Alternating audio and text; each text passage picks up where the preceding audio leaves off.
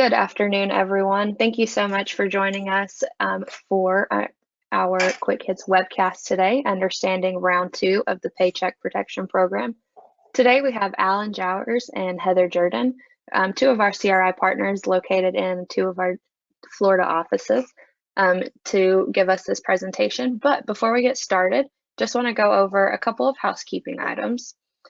So the first thing to note is that CPE will not be offered for this webcast.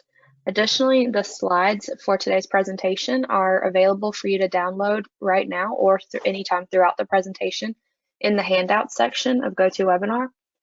And lastly, the recording of this will be emailed to everyone who registered, whether or not they attended, within 1 day of the conclusion, within 24 hours of the conclusion of the webcast. And one last thing to add that is not on the screen is that you may ask questions in the side, on the sidebar. And while we won't be able to get to all questions, we will definitely consider them, and we will focus on questions that are a bit more general in nature and can help answer the same question for multiple people. But if we don't answer your specific question, we encourage you to reach out to your CRI advisor to ask that and get it answered.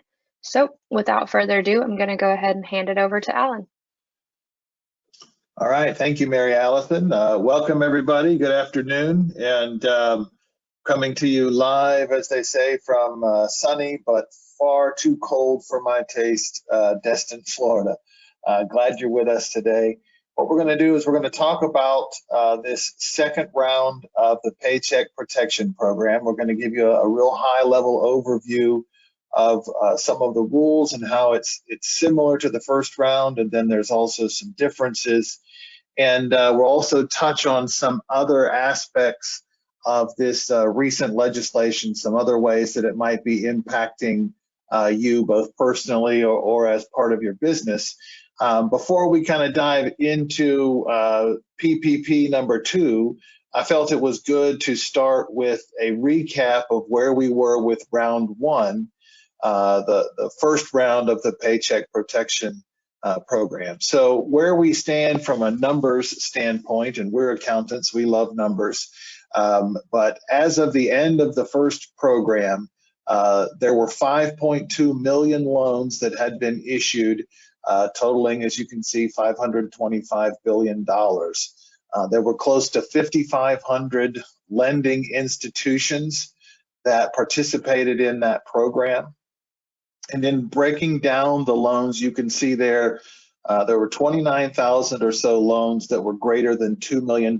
So not very many of the loans were above that $2 million threshold. There were a lot more, as you can see, 4.5 million loans that were less than $150,000. And so between the 2 rounds of funding, which we'll talk about here in a second, we ended up with about $134 billion of funding that was not used, that was not claimed as part of that program. So you can kind of see the magnitude and the number of loans and the number of dollars that went through the program on the first round. And from a timeline standpoint, of course, we've all heard the CARES Act that was signed into law on March 27th that created PPP. There was this first round of funding which became available. It was approximately ballpark $300 billion, and it went really quickly, went in about a span of 2 weeks. They put another 300 or so billion in as funding later in April of 2020.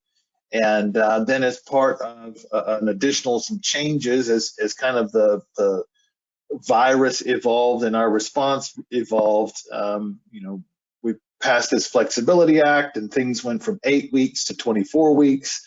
And the level of payroll that you could use went from 75% required to 60% required, and there were a few other changes that were made. And the program originally was going to end on June 30th.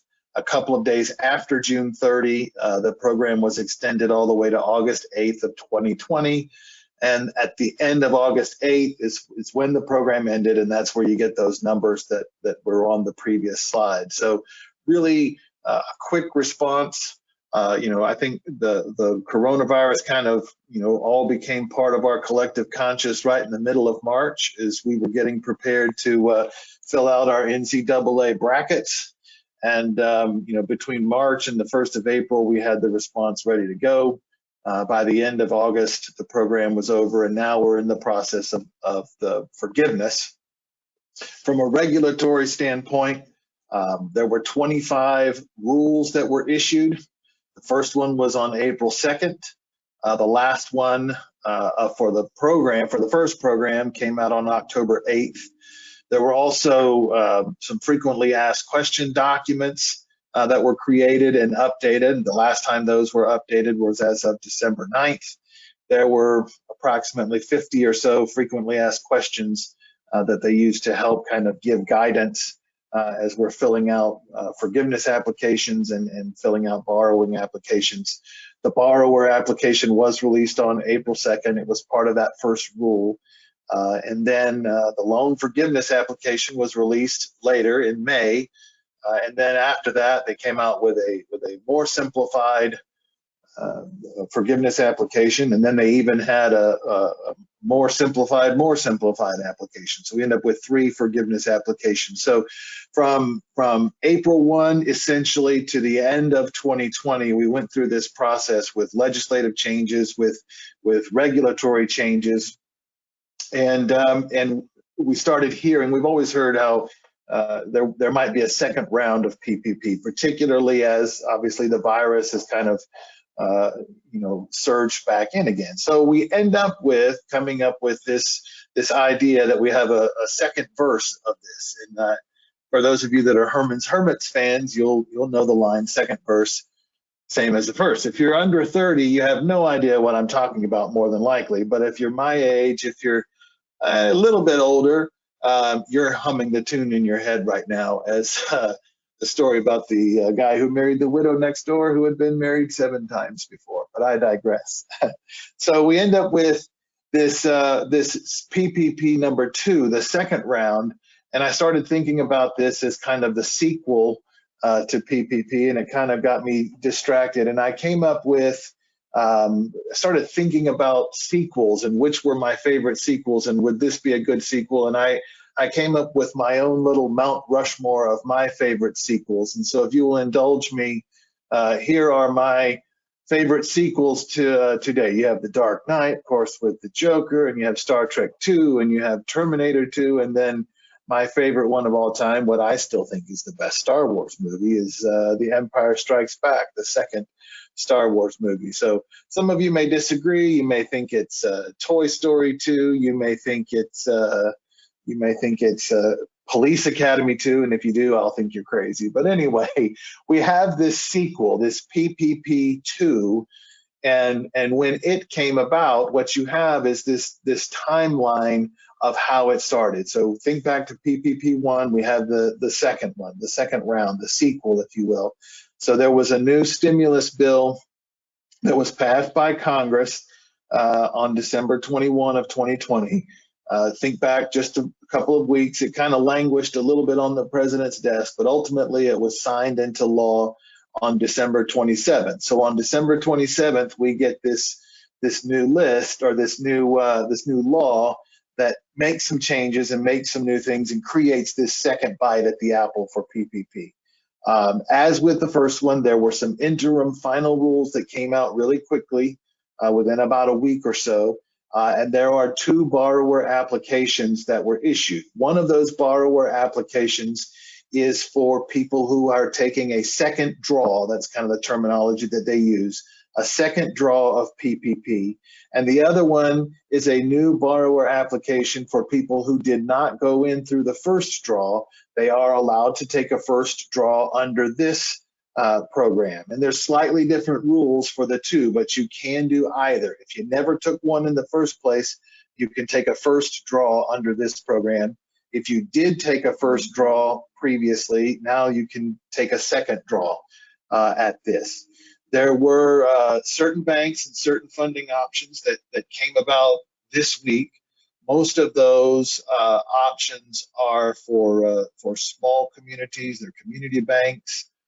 for some minority lending institutions, because the program wanted to give disadvantaged businesses an opportunity to get in line before some of the bigger banks and major institutions started getting in and processing applications. So certain amounts were opened this week, and then most banks are expected to be ready and have the faucet turned on starting next week. So if you fall into that kind of small business or minority, you could go ahead and get the process going right now. We do expect a lot of guidance to still be coming out. We believe there'll be some updated FAQs. There will likely be some additional interim final rules, and it's likely that they will consolidate some of the interim final rules from the first round and kind of put those into, consolidate those with items from PPP2 as well. So what Heather's going to talk about for a few minutes is kind of really a top line overview of the program and give you some basic differences between what happened in the first round and where we are here in the second round. So Heather, I turn it over to you.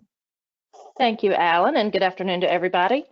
So in PPP2, we do have $284 billion that is available to be given out as new PPP loans.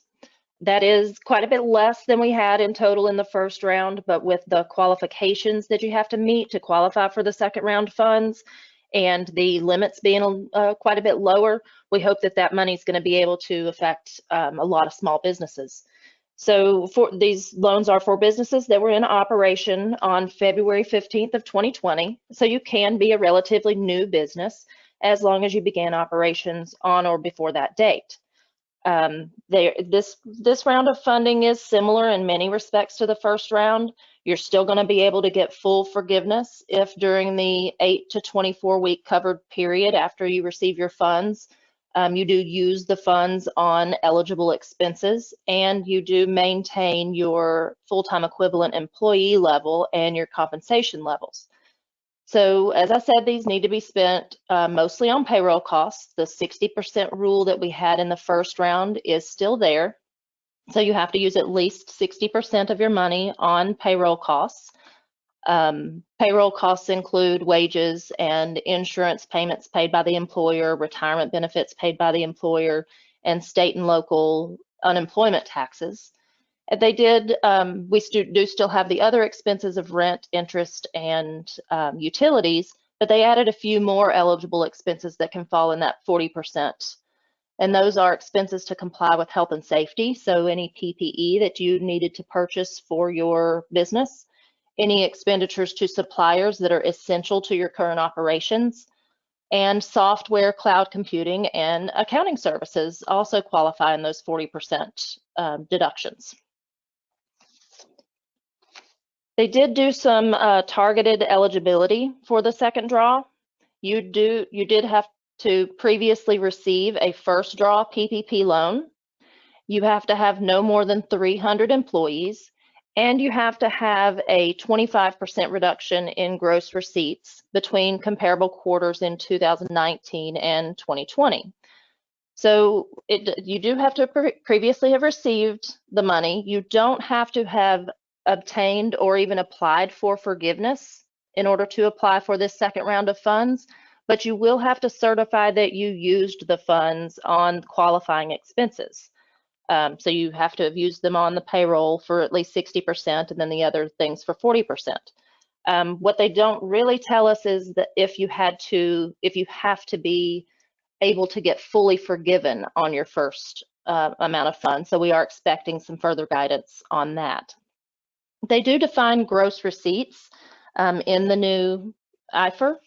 And what it says is gross receipts is all revenue in whatever form received or accrued, which would be in accordance with the entity's accounting method, from whatever source, including the sales of products or services, interest, dividends, rents, royalties, fees, or commissions, and that will be reduced by returns and allowances.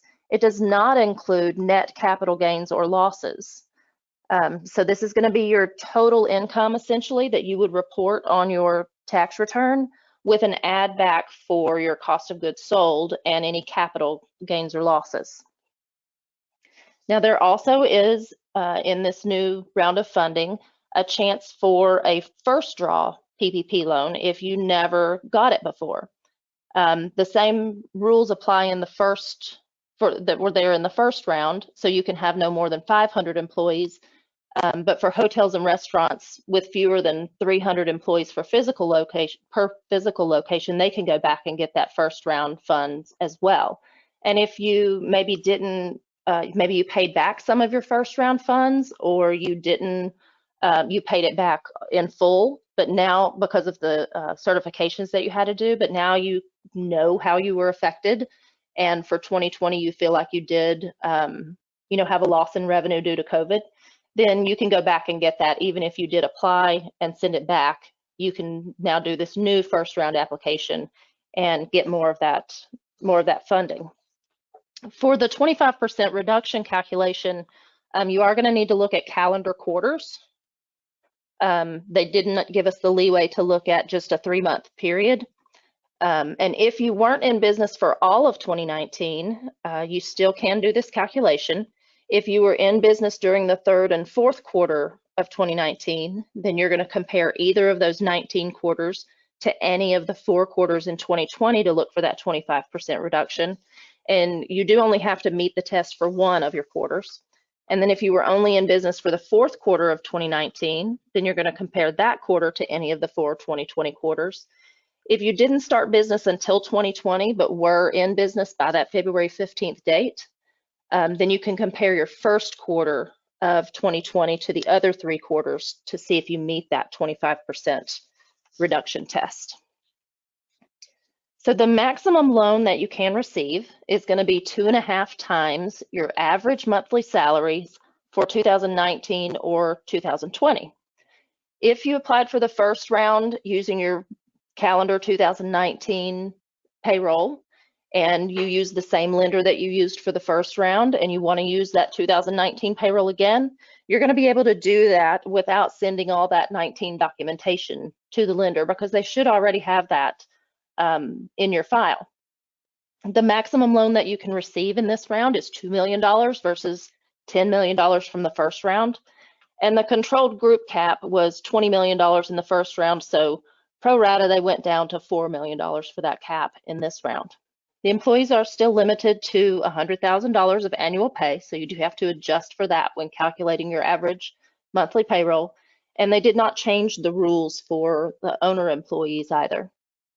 If you are in the accommodation and food services industry, so your NAICS code starts with a 7.2, then you're going to be able to go to get 3.5 times your average monthly wages as opposed to the 2.5 times. So they're really trying to help the restaurant industry, who is massively affected. These applications, like Alan said, did open on Monday the 11th in a small world. Should be bigger next week, and then we're going to need to get those filed by March 31st. We do recommend that you do it as soon as possible. We're just not sure how fast these funds are going to be depleted. And you can apply through any existing participating lender. If your particular lender that you used the first time around maybe isn't participating this time, a list of others can be found on the SBA website. So another thing in this new round of PPP funds is that they are now available to 501c6 business leagues, such as chambers of commerce, visitors bureaus, and trade organizations. When the small businesses were impacted by COVID, the chambers were also affected by people who couldn't pay their memberships, and events getting canceled and fundraisers getting canceled. So it's a really good thing that those chambers are going to be able to go after these funds. If those organizations have lobbying activities, those are going to be limited to the lesser of 15% of their total gross receipts, or $1 million. So you're going to have to look at that calculation and make sure they don't have too much lobbying activities. Like I said before, previous borrowers who returned funds because they weren't sure about the certifications that had to be made are allowed to reapply. And there is a simplified forgiveness process for loans of $150,000 or less. When Alan talked about the 3 forgiveness applications, the simplest one was only for $50,000 and less before, and now they've upped that limit to $150,000. It's a 1-page application with just some numbers that you have to put in and some certifications that have to be made, and so it's pretty simple to prepare. There's the requirement to deduct that idle advance, that $10,000 or $1,000 per employee that you may have received when you applied for the EIDL loans. Those do not now have to be deducted from your PPP forgiveness. So if you've already applied for PPP forgiveness and that happened, the lenders have been instructed by the SBA as to how procedurally they're going to go about getting that fixed and removing that loan and paying you back any interest that you may have already paid on that loan. The law sets aside support specifically for borrowers with 10 or fewer employees and first-time PPP borrowers that are recently eligible and loans made by community lenders. So that's really why they opened it up to the smaller banks this week. And if you have any pending issues with the lender and the SBA regarding your forgiveness review of the first draw, you've been put into this unresolved category, and your loan number for the second draw won't be able to be given until that, whatever is problematic in your file, is resolved. So I am going to kick it back to Alan to go over some of the other things that were in this act. Oh, I forgot to unmute myself. That was a rookie mistake. So yes, there were some other things that were addressed that I think are important to cover as part of this bill that was passed in late December. And the first thing, the bolded item, I think is very important. For those of you who have been following this, the original PPP forgiveness amounts were considered by Congress to not be taxable income. They didn't want people to have to pay tax on these PPP loans. But the IRS, using their rules and regulations, followed up by saying that, well, if the income is not taxable, then any expenses that you pay with it should not be deductible. That's kind of the way that income tax laws and rules work. So effectively, it was kind of giving a tax consequence to these PPP loans because you weren't able to deduct those expenses. So this act kind of fixed that loophole, if you will, by saying that, no, we intended this to not be a taxable event in the first place. So any business expenses that are paid for with those forgiven PPP loans, they are now considered tax deductible. So you don't have to pick up the income and you get to take the deductions for the expenses that you paid. So very important from a tax perspective. They also gave out some additional monies in addition to these PPP loans. There were some EIDL grants that became available. Probably many of you have heard about the stimulus payments, $600 per person or $1,200 for a married couple. Those get limited as your income gets above certain amounts. And I know one thing that my friends have asked me is just from a clarity standpoint, will this affect my tax return for 2020? And the answer should be no. These are credits that are being given, and you're getting an advance refund of these credits, if you will. So you might see a $600 positive and a $600 negative on your tax return, but it should not affect the overall amount of whatever refund you're getting or whatever amounts that you are paying. There were also some amounts, 120 billion, as you can see, set aside for supplementing unemployment benefits through the middle of March. There was an extension of the eviction moratorium where you're not allowed to evict people. And then they had other targeted aid for airlines and colleges and giving some money to states and local governments and other areas. A couple of other things from a business perspective.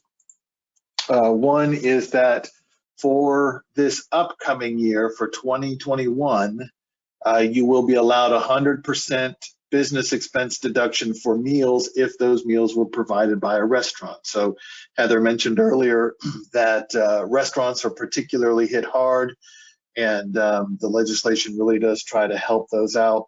So from a tax perspective, they're trying to incentivize people perhaps to buy a few more meals from restaurants. And then real briefly, just wanted to talk through, there's another thing that this law did. So for the business owners that meet certain criteria, you were allowed to take an employee retention credit up to $5,000 for 2020. And the law said you could not claim an employee retention credit and also get a PPP loan at the same time. Those two were not allowed together. So most people, and I think rightly so, opted for the PPP loan. Well, the language here in this new law basically put those two things back together. We can have both of them now at the same time. We can have a PPP loan and claim employee retention credits for the same employees, but it has to be for different time periods, different payroll amounts. And so you're definitely going to want to, if you fall into these different criteria, in 2020, it's did you have a 50% reduction in your gross receipts for any calendar quarter?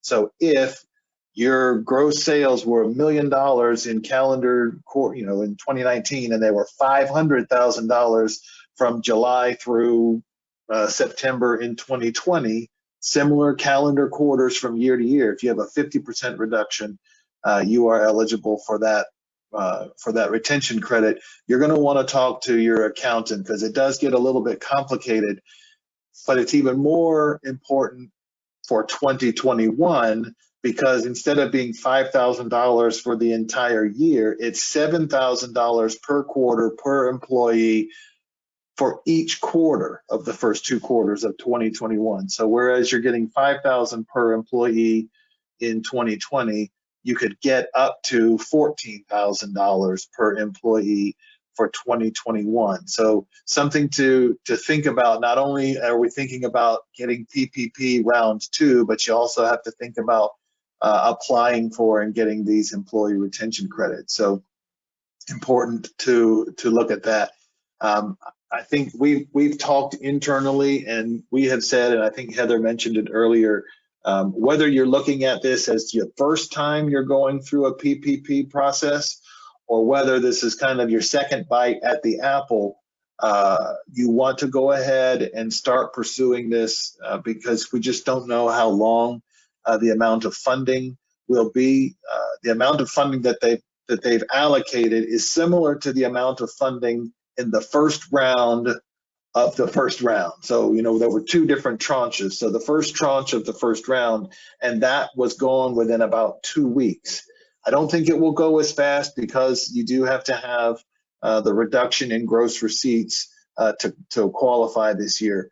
But certainly, I would encourage you to reach out to your CRI representative. If you don't already have a CRI representative, we have offices in 10 states from North Carolina to New Mexico. So go onto our website and identify which one is closest to you. And each office has a champion within that office specifically for Paycheck Protection Program. And so you can ask to speak with the PPP champion, and they will put you in touch with the right person. So we've got a lot of questions, and we drafted a little bit of help, as I think we've done in the past. And one of my favorite partners in the firm, Michael Carter, who's out of Tallahassee, we're the home of the beloved Seminoles. And Michael has kind of been monitoring the questions and trying to summarize them. So Michael, do you have anything good for us to kind of go through?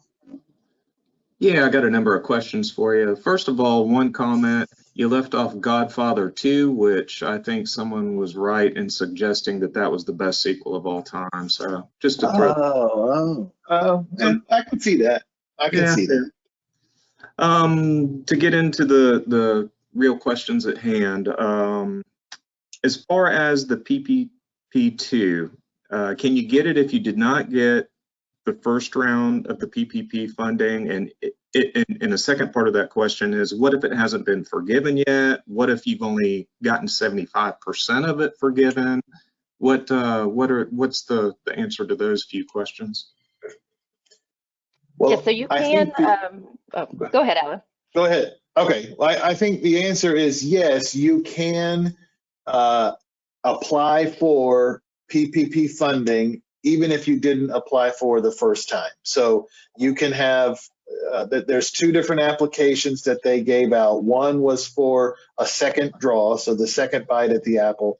The second application, however, was if you've never had PPP before, you can apply for a first draw under this tranche of funding. So the answer to that is yes, even if you've never applied for PPP before, you can.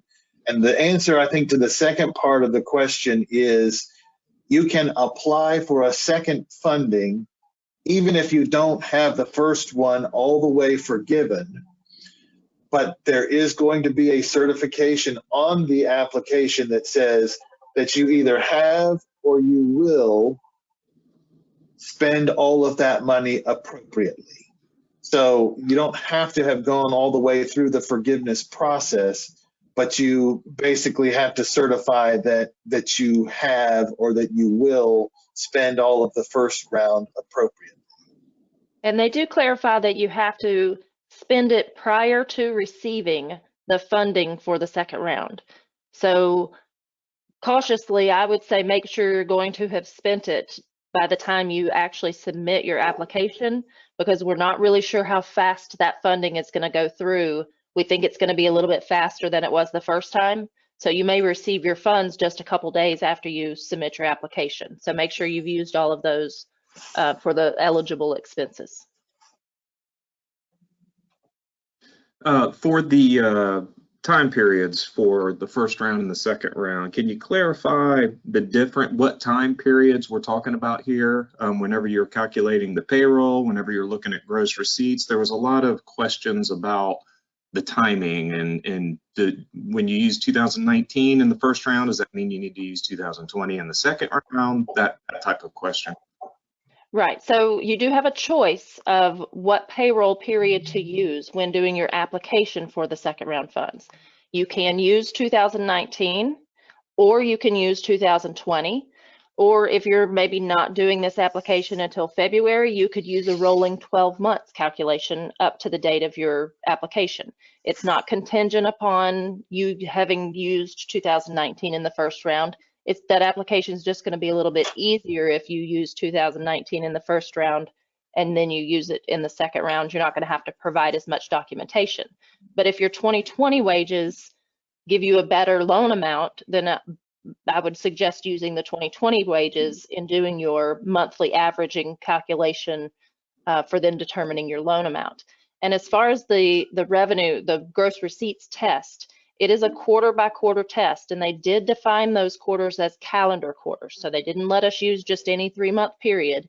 It is calendar quarter 2020 as compared to calendar quarter 2019. And if in any one of the 4 quarters you have a reduction of 25% of your gross receipts, then you're going to qualify for this additional funding. And that you only have to do that qualification if you are going for round 2. So you got PPP 1 and now you're getting PPP 2. If you're doing the application where you're getting PPP money for the first time, you don't have to meet that 25% qualification. And just to follow up on that, Heather's 100% right. Also, if you're going for the second round, the number of employees is 300. But if you're going for that first round, it's still under the original number, which was 500. As far as the gross receipts calculation goes, a couple questions related to that. As far as how do you substantiate the 25% reduction in gross receipts? What is the sufficient documentation to support your gross receipts? And then also the use of gross receipts, revenue, profit, income. I think we tend to lump all those terms together, but really, could you define what gross receipts is? Yes, actually, the Act didn't necessarily define it very well. So in the interim final rule, the SBA did take it a step further and give us a definition of gross receipts. And really what they started with was more of a tax concept, which is if you look at your business tax return on page 1, you're going to have a line item right before your operating expenses that says total income. And you're going to take that total income and add back cost of goods sold, because those are reported at the very top of the form. And then you're going to remove any capital gain or losses that might be included in those line items. It does not include any PPP funds that you received. Those are removed from that calculation of gross receipts by this final rule. And then if you are a sole proprietor, you are gonna have to look at your Schedule C bottom line, because that income subject to self-employment is what they based the loan amounts on. And I think as far as substantiation or documentation, they give us kind of an overall that says if your tax return for 2020 shows a decrease in gross receipts for the annual period versus 2019, then that's all the documentation that you need to provide, because the from drilling down, if you have 25% annually, that means you had to have had 25% decline in at least one quarter. So that would be the easiest if you've got an annual decline. If you don't, if you only have a decline within one quarter, then I think what you're going to have to do is somehow document that through reporting from your own internal accounting software. And you'll have to, let's say that your second quarter of 2020 was 50% less than your second quarter of 2019, then you'll have to provide your profit and loss statements for both of those quarters to kind of support your argument that you do qualify. And a lot of this is going to be, up to the individual financial institutions. Some financial institutions may want different information than others, but I think ultimately the documentation is going to come from either tax forms that you're filing or some form of internal accounting software documentation. Okay. As far as establishing your full-time employees, or FTEs, as they're labeled in a lot of the spots in our presentation, what period do you look at for PPP 1 and 2?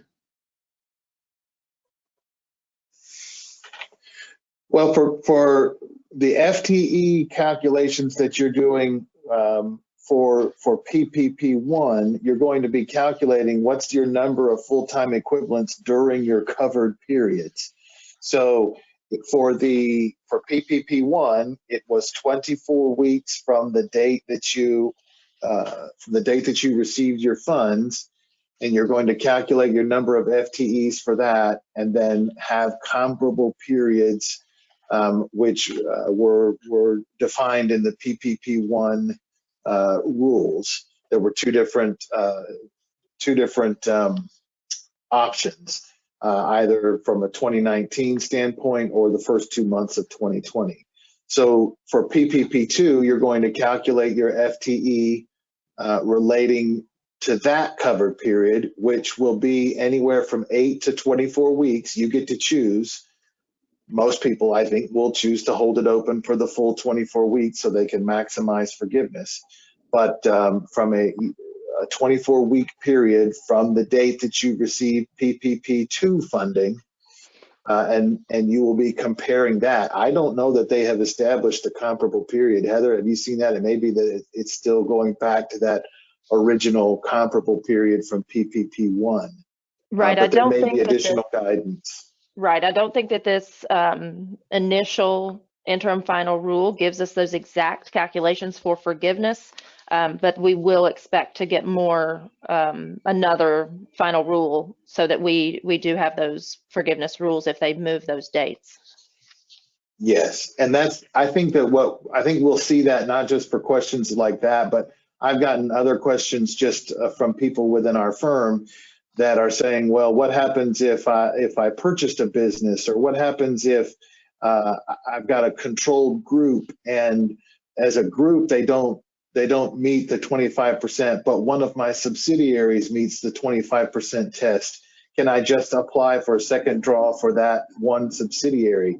And those are kind of the permutations of questions that I think we'll get more guidance from either these frequently asked questions that they sometimes come out with, or there may be additional interim final rules that they come out with. So we're certainly not at a final product here in terms of the guidance that we're going to get from Treasury. And of course, some of this may be a little bit delayed from what we want it to be because we're undergoing a change in the administration. So there may be changes in all sorts of things as we have going forward. Lots of questions here, but I'm trying to sum them up as we go. I'll ask a couple more here. As far as forgiveness, lots of questions about what is the deadline to apply for the forgiveness on the first round of PPP funding? So the deadline, let me take that one at a time there. Sure. The deadline to apply for forgiveness on your first round is going to be 10 months after the end of your covered period. So if you use the 24-week covered period, you're going to take the date you got the funds, add 24 weeks, and then add 10 months. And at that point, if you have not done a forgiveness application, then your PPP loan will become an actual loan and payments will have to start being made. So you have 10 months from the end of your covered period. And then the follow-up to that is, where do you find the application to apply for forgiveness? And is that something that your financial institution or lender will take care of for you, or is that something that you have to initiate on your own? That's a great question. So the applications for forgiveness are on the treasury.gov website. Those are the paper applications. Most lending institutions have something like a portal where you will log in and fill out the information that is requested on the application. Most of them, or at least some of them, do not take the paper application hard copy. They do make you log into their portal and fill it out there. I know that there are some small banks who are, taking care of it kind of for you and just asking you for the documentation that they require, depending on the size of your loan. But for the most part, it is up to you to fill out that forgiveness information and submit it to your lending institution. And I'll add to that, just saying, that's something that, assimilating that information, identifying it, coming up, calculating an amount of proposed forgiveness. A lot of that it can be fairly complex, as simple as it sounds to say that. There's a lot of work that can go into that, and making sure that you're counting FTEs correctly, making sure that you've identified all the appropriate expenses, especially when we start talking about the employee retention credits that you can now take, in addition to the PPP loan. So, that might be something that you're going to have to get a little bit of help with, and just the complexities associated with that, particularly if your loan is of a significant size. What about the simplified form for forgiveness? Can you talk about that a little bit? As far as how much, what's the? There were two different simplified applications that were issued. The first one that came out really was trying to help you without having to calculate the FTE reductions by saying, if you were closed down as a result of governmental guidance, you were kind of in this safe harbor from FTE. And so that application just eliminated a couple of pages that weren't necessarily applicable. And then they had a later, even more simplified application that was applicable for loans that were $50,000 or less. And so we think again, the forgiveness applications for round 2 have not come out yet, but what we anticipate is that there will likely be something similar to that very simplified forgiveness application, 1 page, that will apply to not just loans $50,000 or less, but more than likely loans $150,000 or less. Okay, and as we try to wrap this thing up, one question that I see a lot of has to do with the types of entities now that they allow nonprofits and some additional types of entities.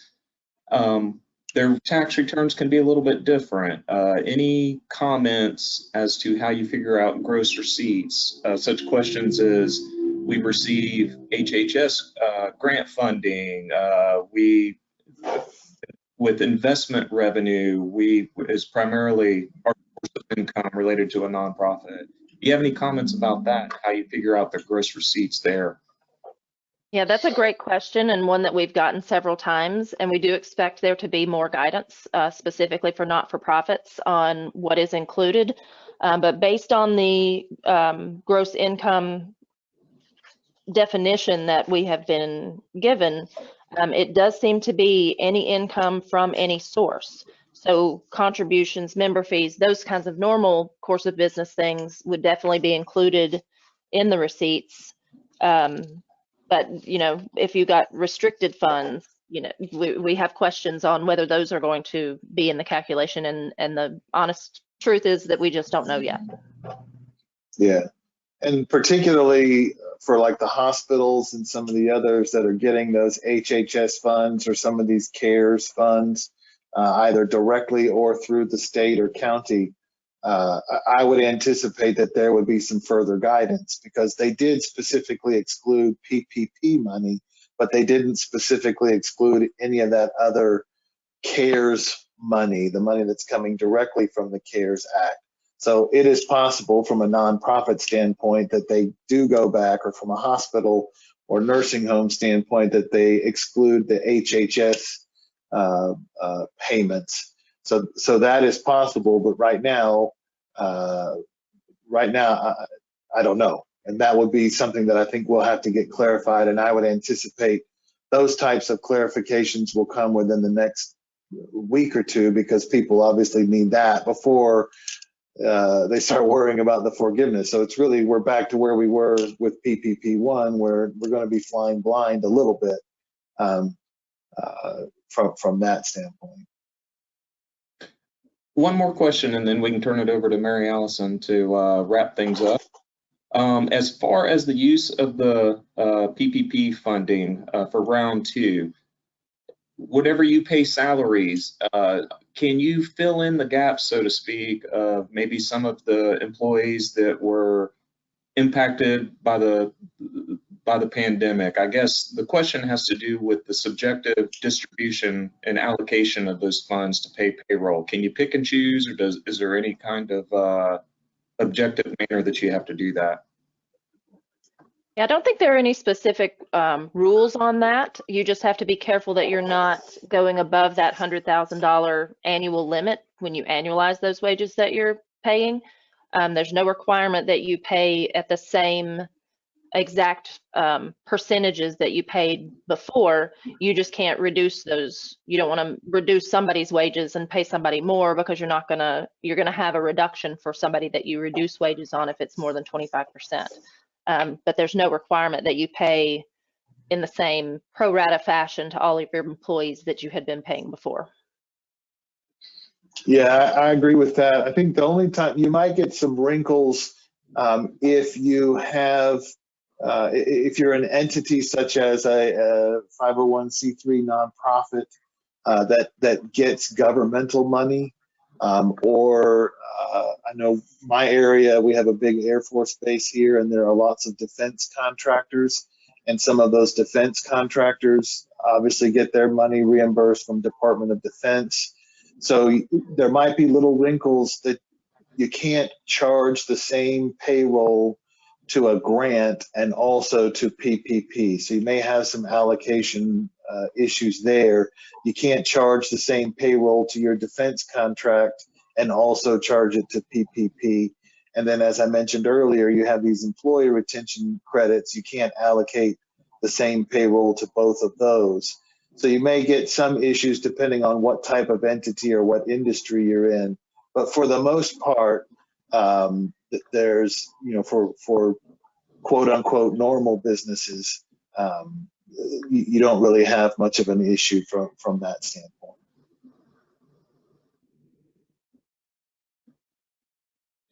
Okay, well, I think there's a number of questions on here. I apologize if we didn't get to all of them, but I think that we've just about reached our time limit for the day. So with that, unless Alan or Heather, you have anything, we'll turn it back over to Mary Allison to close it down. Yeah, the only other thing I'll say is, Michael, we appreciate your time and effort on that. And if there were questions that we didn't get to, or questions that are for your specific situation, please reach out to either your CRI representative or contact the closest office to you, and get in touch with the PPP champion in that office, and we'll be able to help you through your issues, or help you be able to get those questions answered. And Mary Allison, all you take us home. All right. Thank you, Alan and Heather, for this presentation. And again, thank you to Michael for helping moderate the questions, the many questions that came through. And we'd also like to thank each of our attendees for giving us some time in your day. We truly appreciate you choosing CRI. Like Alan said, if your questions weren't answered, definitely reach out to your local CRI advisor to make sure that they can help you maximize your funding in any ways possible. If you don't have a CRI advisor that you're regularly in contact with, you can go to our website, which is cricpa.com/contact, fill out that form, and that will get you in touch with whichever office may be nearest to you. So thank you again for joining us, and I hope you all have a great rest of your day.